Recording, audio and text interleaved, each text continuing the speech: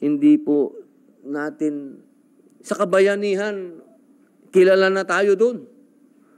Wala na tayong pwedeng, siguro, pagiging martir at heroism lang, wala nang tatalo sa Pilipino. Pero, kailangan ba? Kailangan ba yan ngayon? Ngayon na? Kailangan natin gawin yan? Pwede naman tayong mag-usap. Sana, yun lang, sana magkaroon ng briefing ang ating DFA. Kung ano yung after niyan. Kasi after nung ginawa nilang Navy Patrol, after ng trilateral meeting, nagsalita yung China eh. Ang sabi ng China, hindi sila nagigimbal sa meeting na yan at sa patrol na yan. So, hindi tayo na